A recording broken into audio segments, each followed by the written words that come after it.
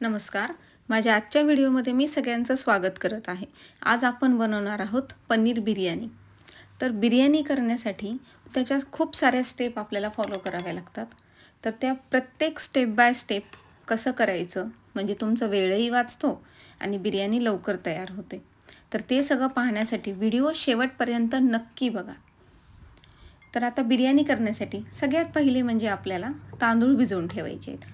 हे तांदूळ साधारण आपल्याला 1 तास तरी भिजवून ठेवायचे आहेत. इथं मी 2 वाटी तांदूळ घेतलेले आहेत आणि बासमती तांदूळ आहेत, याला आपण 1 तास भिजत ठेवलेले आहेत. तर आता आधी आपण सगळ्यात भात लावून घेणार आहोत.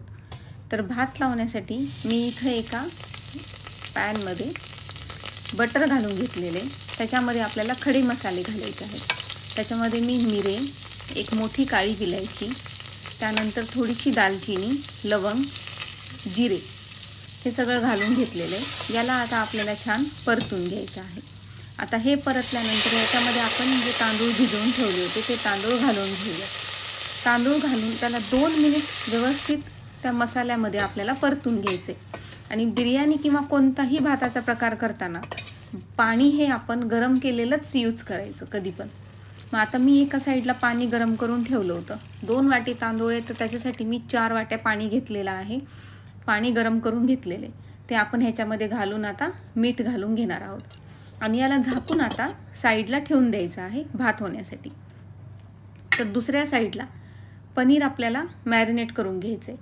मॅरिनेट म्हणजे ह्याला फक्त ह्याच्यावर तिखट, मीठ, जिऱ्याचं पावडर आणि थोडंसं हळद घालून ह्याला आपल्याला एक जस्ट हलवायचं आहे. एकदम असं जास्त हलवायचं नाही त्याला, नाही तर पनीरचे काय होतात तुकडे पडतात. आता याला आपल्याला एक साधारण 15 ते 20 मिनिट हे असंच ठेवायचं. म्हणजे आपली बाकी सगळी प्रोसेस होईपर्यंत हे पनीर छान मॅरिनेट होऊन जातं. म्हणजे ते मीठ आणि मसाला छान सोक करून घेतं.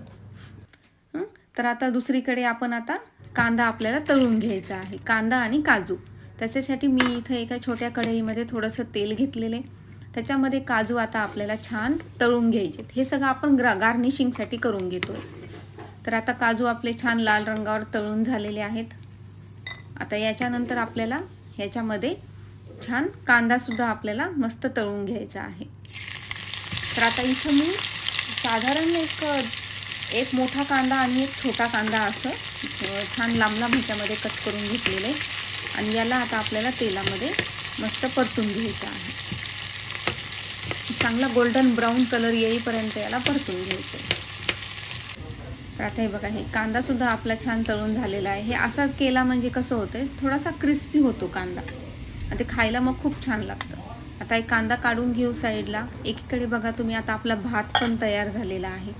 तर त्याच्यासाठी आपल्याला भात थंड करून घ्यायचा. तर हे पूर्ण भात मी असे वेगवेगळ्या प्लेट्समध्ये छान असा पसरून ठेवणार आहे. म्हणजे तो काय होतो, छान असा गार होईल.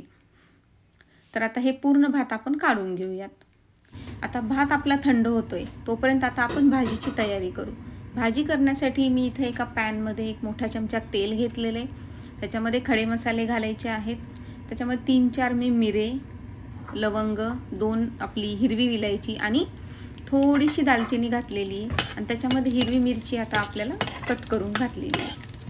आता हे परतून झाल्यानंतर याच्यामध्ये आपण परत मी 2 कांदे इथं कट करून घेतलेले आहेत. हे कांदे त्याच्यामध्ये घालून आपल्याला छान गोल्डन ब्राऊन रंग येईपर्यंत याला छान परतून घ्यायचं. तर आता हे कांदासुद्धा आपला होत आलेला आहे. आता याच्यामध्ये आपण अद्रक लसणाची पेस्ट घालून घेऊयात.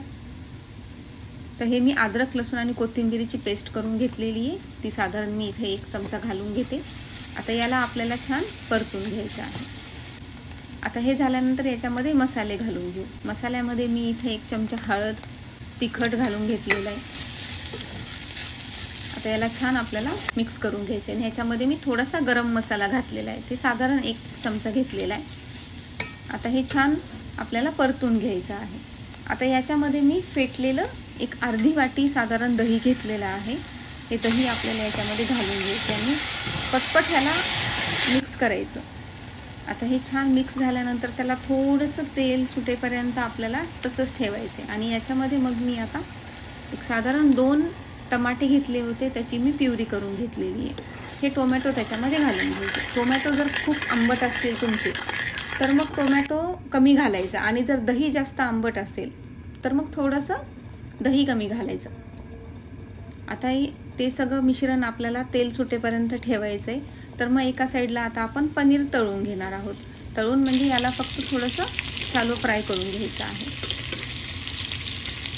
मग आता ह्याला मी छान बघा तुम्ही मस्त कलर आलेला आहे. तर आता हे पनीर पण आपलं फ्राय झालेलं आहे. अशा पद्धतीने मी पूर्ण पनीर आता छान फ्राय करून घेते.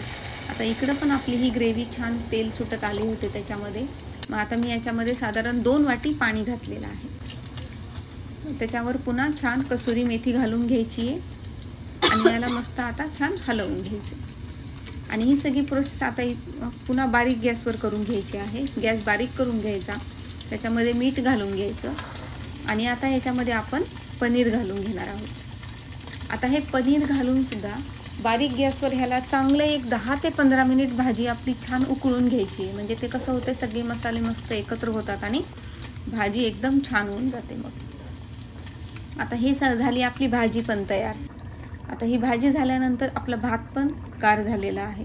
तर आता त्याच्यातला अर्धा भात आपण परतून घेणार आहोत. त्यासाठी मी इथं एका पॅनमध्ये बटर घातलेलं आहे. त्याच्यामध्ये जेवढा भात केला होता त्याच्यातला अर्धा भात घेतलेला आहे आणि त्याच्यामध्ये मी आता पुदिना आणि कोथिंबिरीची पेस्ट घालून घेणार आहे. म्हणजे एक अर्धा राईस आपल्याला छान पुदिन्याचा करून घ्यायचा आहे. तर हे झाला आपला पुदिना राईस तयार. आता याला छान हलवून घ्यायचं. आता आपले सगळ्या स्टेप फॉलो झालेल्या आहेत. आपण भाजी करून घेतली आहे. आता आपला भात पण तयार आहे, गार्निशिंगचं पण सगळं तयार आहे. आता आपण लेअर करून घेणार. लेअर करून घेण्यासाठी मी इथे एका मोठ्या कढईमध्ये खाली सगळीकडे छान बटर लावून घ्यायचं. त्याच्यावर हे असे एकदम पातळ असे बटाट्याचे काप करायचे आणि ते लावायचे. बटाटा ह्याच्यासाठी लावायचा की आपण लेअर लावताना जर समजा फक्त खाली तांदूळ आणि असं जर लावलं तर मग कसं होतं, ते दम देईपर्यंत खाली तांदूळ चिटकू शकतात. तर त्याच्याऐवजी जर तुम्ही खाली असं जर बटाटे लावले ना तर मग तांदूळ खाली लागत नाही आणि खाली बटाटे पण ते क्रिस्पी झालेले ना खूप छान लागतात नंतर. आता त्याच्यावर मी आपला हिरवा जो भात करून घेतला होता आपण तो घालून घेतला आहे. त्याच्यावर आपण तळलेला कांदा घालायचा आहे आणि तळलेले काजू घालायचे. आता ह्याच्यावर आपण आपली जेवढी भाजी केलेली होती पनीरची ती सगळी पूर्ण भाजी ह्याच्यावर घालून घ्यायची. आता ह्याच्यावर थोडीशी कोथिंबीर घालून घ्यायची आणि वरनं आपण जो आपला व्हाईट राईस आपण अर्धा ठेवला होता तो व्हाईट राईस ह्याच्यावर पूर्ण घालून घ्यायचा आणि याला असं छान पूर्ण इवन लेअर करून घ्यायची आपल्याला पूर्ण भाताची.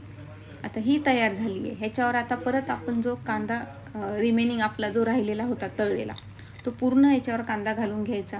पुन्हा तळलेले ह्याच्यावर मस्तपैकी काजू भरपूर घालून घ्यायचे. आणि मी इथं थोड्याशा दुधामध्ये केसर भिजवून ठेवलं होतं. तर ते पण ह्याचा काय होतं, खूप छान कलर येतो वरच्या भाताला. ते आपण आता ह्याच्यावर घालून घेतलेलं आहे आणि मग वरनं मस्त कोथिंबीर घालून घ्यायची आहे आणि वरनं खूप सारं तूप घालून घ्यायचं. खूप छान चव येते, इतका सुंदर वास येतो ना याचा. आणि हे मुलांनासुद्धा ही डिश खूप आवडते. तुम्ही ही रेसिपी नक्की ट्राय करा. आता हे झालं आहे, आपल्याला ह्याला दम काढून घ्यायचं आहे. तर आता हे मी साधारण एक वाफ येईपर्यंत ठेवणार आहे झाकून. आता ही बिर्याणी आता आपली तयार झालेली आहे. बघा तुम्ही किती छान दिसतंय ते आणि चवीलासुद्धा एक नंबर झालेली असणार आहे, कारण स्मेलवरनंच समजतं. आता हे बिर्याणी आपण एका प्लेटमध्ये काढून घेऊयात. तयार आहे आपली पनीर बिर्याणी. ही रेसिपी तुम्ही नक्की ट्राय करा आणि माझ्या चॅनलला सबस्क्राईब करायला विसरू नका. भेटूयात असंच एका रेसिपीसोबत पुढच्या व्हिडिओमध्ये. थँक्यू.